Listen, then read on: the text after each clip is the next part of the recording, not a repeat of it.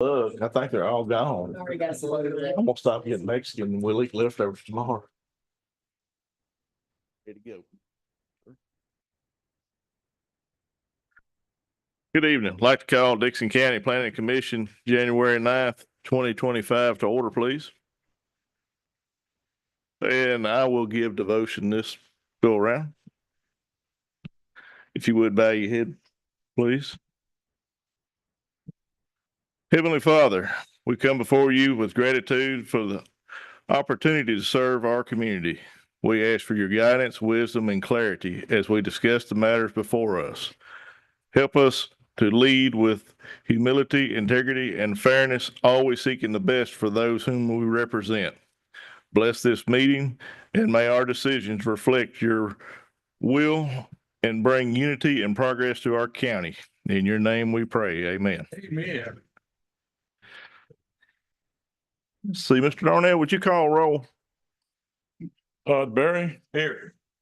Dina Ferris. Darren Green. Here.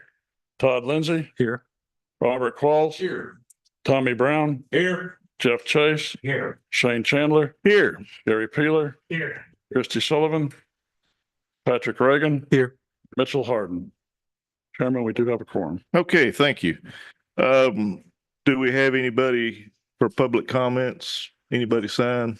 Okay, if not, we'll move into item number 1, rezoning request. At the minutes. Yes, we do. We need an approval of the minutes of the previous meeting, please.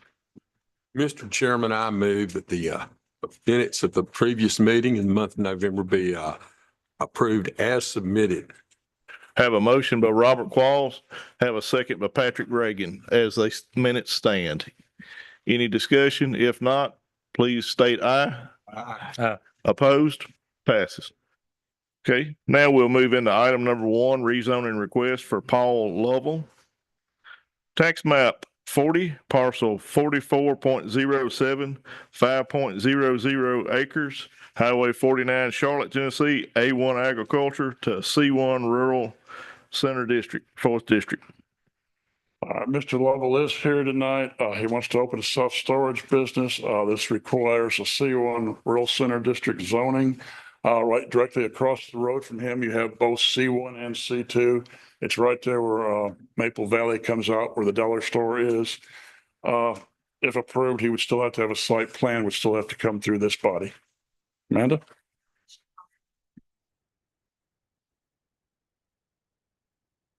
Yes, sir. Mr. Chairman, this is in my district and I feel very comfortable with the zoning request from A1 to C1. I think it's consistent with the other 2 parcels across State Highway 49. I haven't heard anything for or against it. Okay. Would you clarify, is that a motion to approve since you have it? It can be, yes, sir. Okay. All right, I have a motion by Todd Lindsay to approve item number 1 on the Paul Lovell rezoning request. Mr. Chairman, yeah, okay. I'll have a second by Jeff Chase. Any further? Yes, sir. Yes, sir. I was talking to Mr. Darnell, and maybe I need to talk to council or Ms. Harrington about this. Now, on the second phase, if you will, he's going to have to come back before this body with another site plan, the whole 9 yards. So is he better off to do it all at one time versus having to come back before this body again? I will yield that to Yes. Mr. Mills. We have to take the application as it's presented. If he wants to modify that between now and the county commission, he can. Well, no, this is just the rezoning. He's talking about the site plan. Right. Yeah. And I'm saying for you asking is, should he rezone this in phases? No. No, I'm not asking that. Right. He's talking about when it comes back for the site plan. We're not voting on site plan, just the rezoning. Could you rephrase your question? 'Cause I don't know if I understand. I want to know if he understands that he's going to have to come back before this body again for the future of phase 2. Gotcha. Yeah, I guess that's a question for the applicant, whatever is in the site plan, and if this body were to approve it, the only thing that gets to be built. So if he wants to build more than what the site plan that he presented, he'll have to come back with another. Okay. Amended or second site plan. Okay, so he understands that. Well, what I'd like to see is, it's money. I'm not. Sure. I'm Sure. trying to do something to leave behind for my two boys, Sure. my wife, Sure. be her retirement. I was just trying to build, my first section was gonna be 12 10s. I wanted to move down and build 12 more. And then the next would be probably just a, not 10s, but it would be a row of single ones because of the room that's in that area. Understood. But my thing is, if we do want to, the upper part, we want to dozer that and make that part of it too. Okay. But yes, another phase would be another. But as far as going from residential to commercial, that's what we're trying to see now. Understood. Clarify that we're voting Just for the reason. plan tonight Just to Only rezone it, yes. from ag to C1. C1. So one thing, Mr. Darnell, would you explain to us what C1 is? So everybody has a full understanding and what types of businesses can go on C1. C1, it's not, most of your general businesses are C2. But C1, since it is storage, storage has to be in a C1. But a C1 also allows a residential housing unit in there too. So it's limited on what you can put there. It's the less of what the two commercial zones we have. But I do think it's consistent with the other two parcels across state. Yeah, you've got a C1 where the shop used to be, and of course, Certainly. the store is C2. Sure. Okay, any further questions? We've got a proper motion by Todd Lindsay and a proper second by Jeff Chase. If not, we'll do a roll call vote. Todd Berry, Yes. Darren Green, Yes.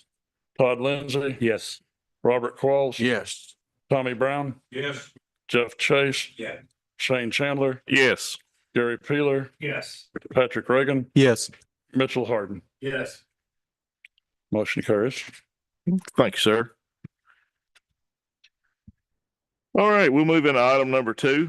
It is also a rezoning request for Tennessee Steel Building Incorporated, tax map 69, parcels 13.03 and 13.04, 29.36 acres, 2271 Nubbin Ridge Road, Dickson, Tennessee, A1 agriculture to C1 rural center district, District 3.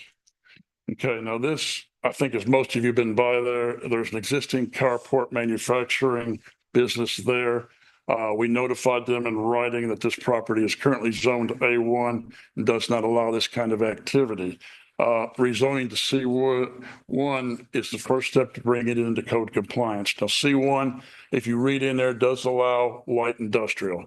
Now, the closest thing we have to this is Eagle Carports out there on Highway 70. It is zoned C1 and they do the exact same thing. So that's why we agreed pretty much if they start by doing this, this may not be the only thing they'd have to do. They still have to do a site plan, building permits, and if the buildings are, in the setbacks, they would still have to go to the BZA to get, variances on that. So this is just the very first step. Linda? No additional comments. Can you explain what is light industry? Let's see, got the book. Light industrial, well, it's all it says. It doesn't give you an exact definition of it.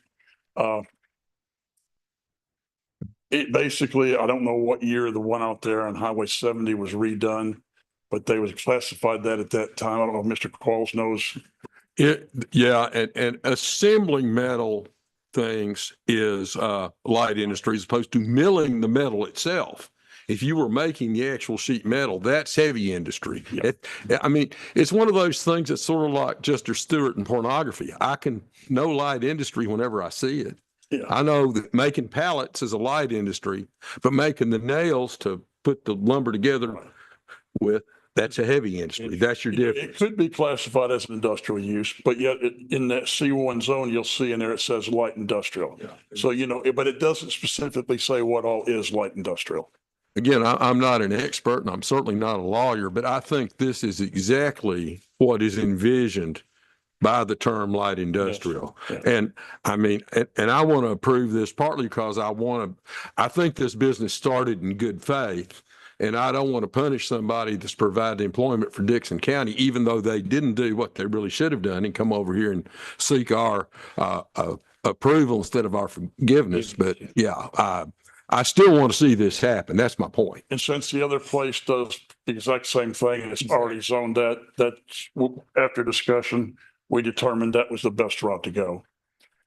And I'll just add, Mr. Chairman, one of the uses permitted under C1, as Dave was saying, is oriented commercial or light industrial uses. Now, we do define light industry, but if we define it by what it isn't, I'll read it for you. Sure. The legal or beneficial owner or owners involved, for the purpose of this resolution, on the basis of performance in terms of absence of objectionable noise, smoke, odor, dust, dirt, noxious gases, glare, and heat, and of the creation of hazards to health and life by reason of fire, effects of industrial waste, psychological effects, and generation of motor vehicle traffic. So it's saying those heavier things are going to need to be either in one or some other heavier zoning. So we try to define in here what light industry is. When Dave and I talked about it, we felt that since we've already approved a similar business for C1, this would be consistent with past actions of the county. Yes, yes. Who, in a future situation, who would decide what is light industry? Obviously, there's a precedent set for this, but in some other situation. So typically, as we've had in the past, if a decision is made, that's the decision of the director. If an applicant does not like that decision, they can go to the Board of Zoning Appeals for an administrative review so that we can get into it. Now, for example, if this body or the county commission said, hey, let's update this definition, you have the power to start that process if you don't like the definition of light industry. But that's how that process would work. They typically consult with us and he makes a determination of what that definition is based upon the application. And they go with it, or if they want to challenge it, they have to go to the PTA. Right. The prime example of that was the Fuel Depot. They challenged that. Warehouse definition. Yes. Mr. Chairman, do we know whether or not they were paying A1 taxes or C1 taxes in the past?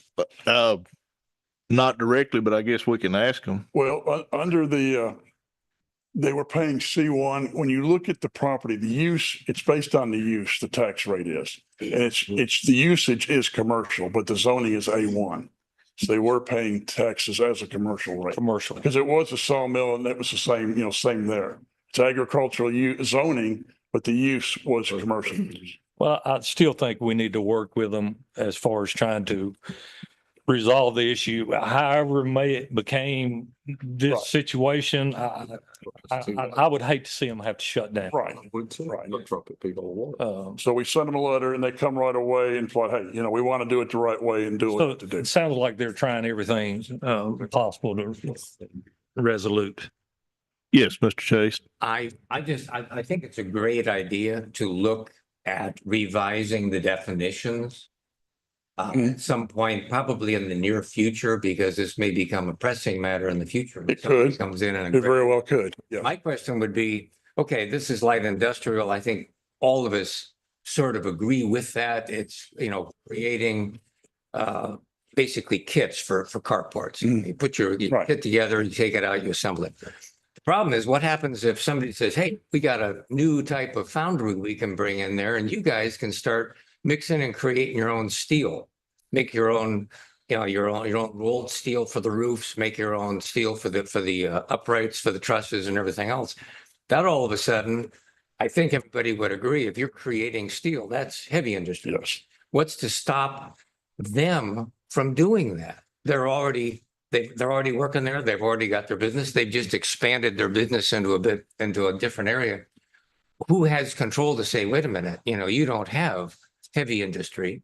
Is that what happens at that point? Well, I think At that Mr. point, they would come back, I guess, to our office and then we would discuss it with. I mean, what I'm saying is is it our job to keep an eye out for various little things like this? Somebody says, hey, Usually the neighborhood will do that. Usually the neighborhood will do that. Okay. I think, my opinion, what Mr. Mills read off, it doesn't define what it is, but it can't be one of the things that he did define. So if they are producing noxious gas or extreme noise, then under complaints, I think it would be reviewed. Right. And if it's found to be true, they may have to go to M1 or try to go to M1. That would be my question is is there an established procedure for that right now? Or what's to happen if all of a sudden the carport place goes bankrupt and somebody says, hey, they got industrial zoning there. I'm going to put my manufacturing fiberglass boats in there and creating the epoxy and everything else and mixing stuff up and everything. They got heavy industry at that point. Who's in charge of? Those people would need to come with a new site plan, wouldn't they, Mr. Yeah. Chairman? They couldn't just Yes. start doing it. Yes, they If could. they did, we could stop them. It would be C1 zoned. Yeah. They could put a sandwich shop or whatever. Yeah. But if they go into manufacturing, But making the definition more specific, there's nothing wrong with that. And that may be Well, what we. I think that's a valid point, but I will say that trying to come up with something that's going to cover every contingency isn't possible. And one reason a body like this exists is to use sense and judgment and discretion. And hey, there's no way this is light industry. Yeah, that is light industry. That's part of why we're here. And now if we're going to look at redefining it, of course, I always suggest let's talk about similar jurisdictions that have successfully done something like this and emulate them.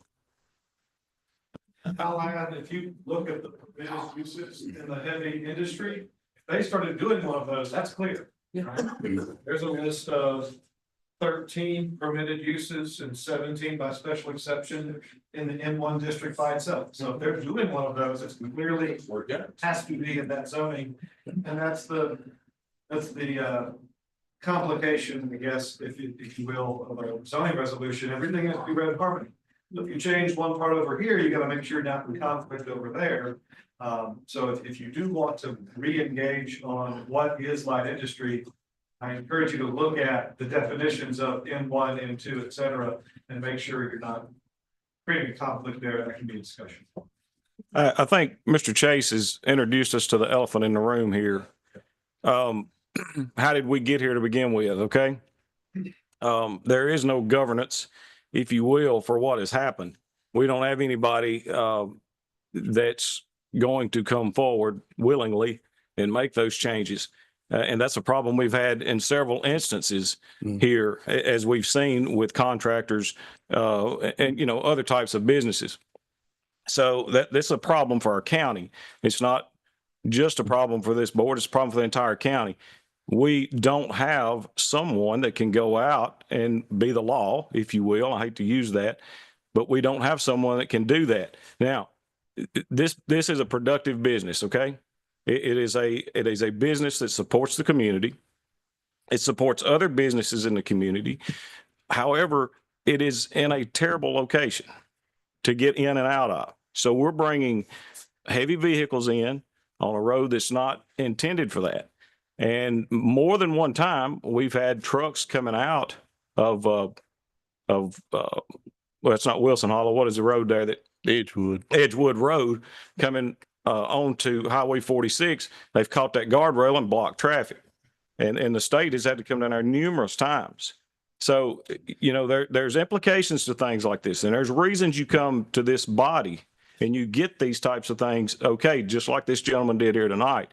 So we cannot do this again, okay?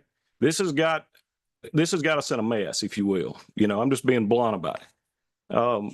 So we've got to be we've got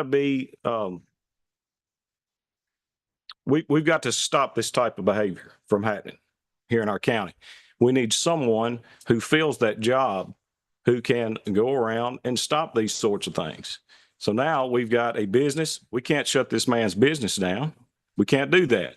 But it's not fair to the rest of that community down there and other people, like this gentleman that has come in here.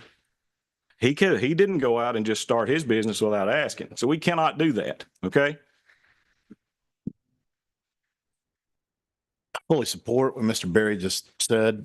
And with the growth that's here and is coming, and with these opportunities, and I would call them a bit of a pigeonhole that others can see that they could get in here, we probably need to severely define the C1 and light industry class, whether it comes to molten metals of any kind, whether it comes to metal fabrication with off gases, et cetera. I know that we have the M1 classifications, but I think we need to expound upon that. And we need to clearly define what is acceptable and what is not, especially if it's going from an A1 classification to a C1, because A1 is A1 for a reason, because of where it is to the traffic situations, to the noise, to potential off gases, whatever there may be. And apologies, but I completely disagree with you in that we should depend upon the neighbors to tell us when there's an issue. That is not up to the people that live in that area. That is up to us to try and defend them from that occurring so that they do not have to come to us and complain. Because at that point, we're beyond the point of potentially fixing it. The situation we're in now is what it is. And I think that, I think we're probably all in agreement moving forward, but I think we also all agree that we've got to, at this point, address this and not allow anything like this to occur going forward. Mr. Chairman, I agree with the point that he just made so much that I'll say this. Rather than taking this meeting down that tangent, I think that it would be very much in order for us to schedule a public hearing about what we're talking about here, get input from, publicize it as it is, give people time to chance and say and see what we're looking at. And I don't know if we need a special meeting, but put that as an agenda item on a future meeting, because what we're saying here, I agree with people's comments, but I don't know is this is the forum where we're going to take that very far other than just sitting around talking about it. Well, my take on this, I believe you and I both were here when the sawmill came. And that's why it was zoned agriculture, because wood is somewhat of a mineral. So therefore it was zoned agriculture, but they were paying the rate. The log trucks were just as long and bulky and a whole lot heavier loaded. But since it's agriculture, it's not frowned on as much. And I'm not saying it in negative, I'm just putting it out there like it is. And as far as the M1 light industrial, there's not too far from this location where a guy does vinyl siding and gutters. And there's technically no difference in him running a coil stock of metal and turning it into a gutter. And that would mess his home occupation up to where he would have to go M1. So there's a lot of key factors that really need to be looked at before we do a knee-jerk reaction. And I think that's why it's a process of what it's not versus what it could be. So that's just my 2 cents. I want to ask you something. I want to go down a rabbit hole on that. The gentleman that does coil stock and gutters does not do it at his home. He does it at the customer's facility, the customer's home, or the customer's business. He does not run that business solely. He doesn't produce there at his home. So I think that's a little different. It can be either way. If I went down there and said, hey, I need 40 foot of gutter, he'd run it off for me. He would, but he does not do that. He doesn't set up shop and do that at his home. So that's a little bit different. And again, don't get me wrong here. I'm not saying that we're going to shut this guy's business down or anything like that. It's not what I'm saying at all. No. What I am saying is we as a county have got to put a person in place to stop this behavior. Right. That's my point. I was just making reference that it could happen. Just be careful of what we decide, how it happens. And I would add that such person obviously comes with a price tag, and we need I think, but when you're going to start spending the taxpayer dollars on additional employees, even if they're needed, you need to lay the groundwork for while you're doing this and not just be, well, that bunch over the courthouse and just throwing more money away. No, there's a reason we do need just the sort of person that Mr. Berry envisions. I concur in that too. But there's a right way to go about establishing that and a wrong way to do it too, as far as I'm concerned. Yes, sir. Do we have a motion on the floor? Not as yet. Not as. I have a motion by Jeff Chase to approve the rezoning of tax map 69 parcels 13. We're going to do both of them together. 1304 and 1303. Yeah, it's sitting on both parcels. Yeah. Do I have a second? I have a second by Todd Lindsay. No further discussion. We'll do a roll call vote. Mr. Chairman, I will recuse myself. These gentlemen are customers of mine. Appreciate you noting that. Mr. Berry, for the record. All right. Darren Green, Yes. Todd Lindsay, Yes. Robert Qualls, Yes. Tommy Brown, Jeff Chase, Yeah. Shane Chandler, Yes. Gary Peeler, Patrick Reagan, Yes. Mitchell Harden. Yes. Motion does pass. Thank you, sir. All right, we'll move into other business. First of all, I'd like to say congratulations to Jeff Chase and Gary Peeler for getting reappointed to the board. I guess next thing would be if you have not received your email, you will be about filing your ethics disclosures. They're not doing it paper this year, so that you will be getting an email. That may be a good reason for me to go on and hang it up then there, Mr. Chairman. I don't want to establish an account, remember a password and where I put the password and all that for something to do once a year. I think it's a load of stuff. Well, you'd certainly be welcome to join me, because next month you will need to study on appointing a chairman and a vice chairman, because I will not be here after tonight's meeting. Understood. And I'd sir. like to thank the mayor and the previous mayors before him and county commissions for appointing me of all these years. We've been up here better than 20 years, Mr. Qualls. Yes, we have. Senior members, but I appreciate it, but my services are no longer needed. Well, I appreciate your service, Mr. Chairman. I think that the sense of this body is that we appreciate you and we'll miss you, but that's how it is. While y'all are over here, I'll be playing my grandchildren. Think about me. Yeah. Any other business? I think you're going to have the training next month. Yes, training will be next month. Okay. All right. Do you have what here or where? Do we? Still trying to. Okay. All right. Fine. We'll hear from you then. All right. Bye-bye. Do I have a motion? Have a motion to adjourn.